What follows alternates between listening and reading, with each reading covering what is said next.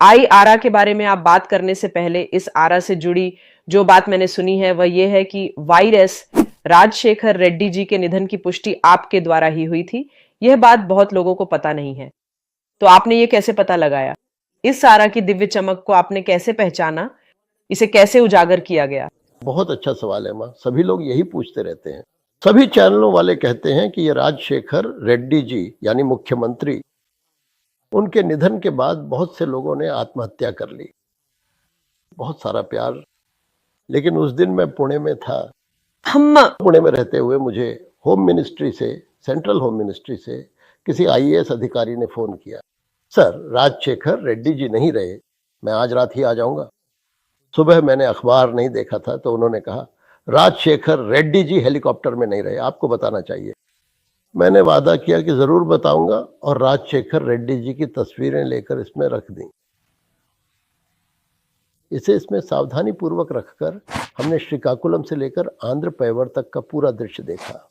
ये किसी भी स्थान पर, किसी भी परिस्थिति में, किसी भी तरह से कहीं भी दिखाई नहीं दिया। इसकी उपस्थिति का कोई भी संकेत, कोई भी निशान, कोई भी आभास किसी भी कोने में, किसी भी दिशा में, किसी भी समय, किसी भी प्रकार की खोज के बावजूद नहीं मिला। ऐसा प्रतीत होता है कि यह पूरी तरह से अदृश्य हो गया है, मानो इसका अस्तित्व ही मिट गया हो, या यह कभी था ही नहीं। हर संभव जगह पर, हर संभावित तरीके से, हर एक व्यक्ति द्वारा इसकी तलाश की गई, लेकिन यह पूरी तरह से अनुपस्थित रहा। न तो यह किसी खुली जगह में मिला, न ही किसी छिपी हुई जगह में, न किसी भीड़ में, न किसी एकांत में। इसकी अनुपस्थिति इतनी पूर्ण और व्यापक थी कि यह एक रहस्य बन गई। ऐसा लगा जैसे यह हवा में घुल गया हो या धरती में समा गया हो।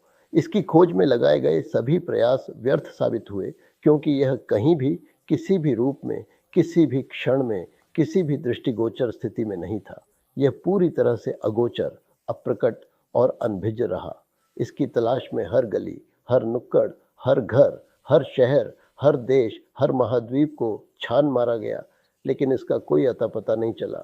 यह न तो किसी दस्तावेज में दर्ज था, न किसी तस्वीर में कैद, न किसी स्मृति में जीवित। इसकी अनुपस्थिति इतनी गहन थी कि इसने हर किसी को चकित कर दिया।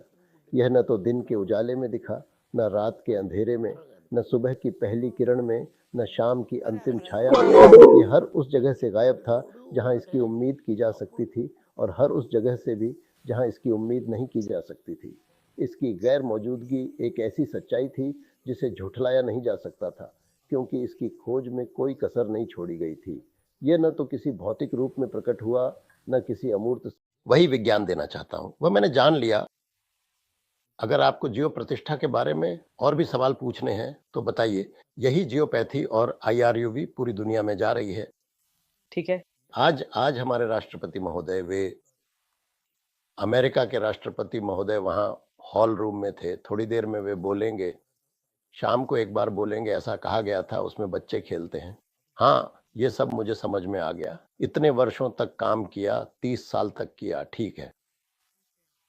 एक तरफ बहुत सारे शिष्य भी तैयार हो गए। इस पर लगभग, आपके लगभग अन्य देशों के साथ मिलाकर मेरी बेटी, मैं, मेरी धुन, मेरी बेटी का नाम, वह लड़की, मैं, नहीं तो हमने लगभग 10 देशों का दौरा किया। इसी इंस्ट्रूमेंट को हमने फ्रेंचाइज भी किया, ठीक है। कनाडा में ये बहुत प्रसिद्ध है,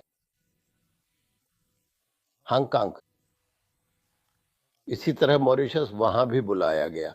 समाधान मिल रहे हैं, परिणाम आ रहे हैं, सभी लोग आमंत्रित कर रहे हैं। मैं, मेरा मैं, जिस शिक्षक ने सोचा था कि मैं किसी काम का नहीं हूं, उसी के बेटे को एक खुशी के साथ पैसों से और लोगों से, मालाओं से जब सम्मानित किया गया, उस दिन मैं बहुत भावुक हो गया माँ। उस खुशी की एक बूंद भी अब तक नहीं आई थी। अभी IT5 आ गया है, क्या अभी भी काम कर रहे हो?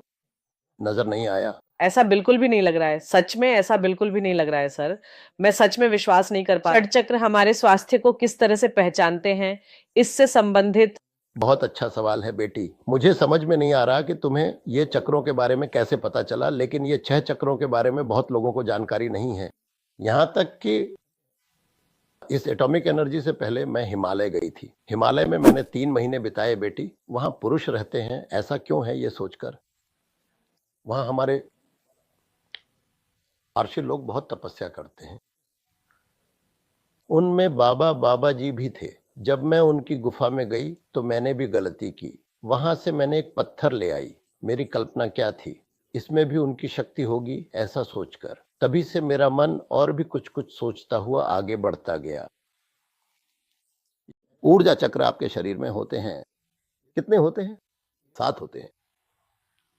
नीचे का है मूलाधार चक्र, ऊपर का है सहस्रार। हर चक्र का एक रंग होता है, हर चक्र का एक मंत्र भी होता है। इन्हीं के आधार पर मैंने एक चीज तैयार की है जिसे आर्मराइजर कहते हैं। यानी मैं आपको आपके स्वास्थ्य की स्थिति बताऊंगा। इसके जरिए बीमारी का भी पता लगाया जा सकता है। दोनों चीजें एक ही जगह नहीं मिलती। पहले बीमारी का पता लगाना, मतलब अगर आपको कोई समस्या है तो मैं 5 या 10 सेकंड में ही बता सकता हूँ। हमारे दर्शकों को चाहें तो आने वाली समस्या के बारे में भी बता सकते हैं। ये जांच कुछ इस तरह होती है। कौन सी बीमारी हो सकती है या कौन सी बीमारी होने की संभावना है, ये भी बताया जा सकता है। ये बताया जा सकता है। अब चक्र कहाँ है? लगभग यह स्पष्टता दे देता है कि इंसान कब मरेगा। करीब करीब तारीख तो नहीं बता सकते, लेकिन इसका कोई फायदा नहीं है। अगर कोई वेंटिलेटर पर है तो वह जाने वाला है। हमने साईं बाबा जी को वेंटिलेटर पर देखा था। इसी तरह रामोजी राव जी के बेटे, जो कि उनके उत्तराधिकारी हैं, सुमन जी, हाँ, सुमन जी से मेरा पहले ही परिचय है और मैं उन्हें अच्छी तरह से जानता हूं। उन्हें 5 रोपड़ों की आवश्यकता थी, जो कि एक महत्वपूर्ण और व्यापक कृषि परियोजना का अभिन्न अंग थे।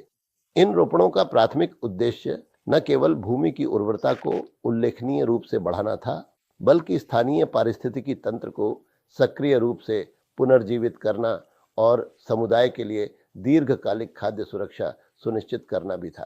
प्रत्येक रोपण को अत्यंत सावधानी पूर्वक और वैज्ञानिक रूप से योजनाबद्ध किया गया था, जिसमें मिट्टी के प्रकार की विस्तृत जांच, स्थानीय जलवायु परिस्थितियों का गहन विश्लेषण और लक्षित पौधों की प्रजातियों की उपयुक्तता पर विशेष ध्यान दिया गया था।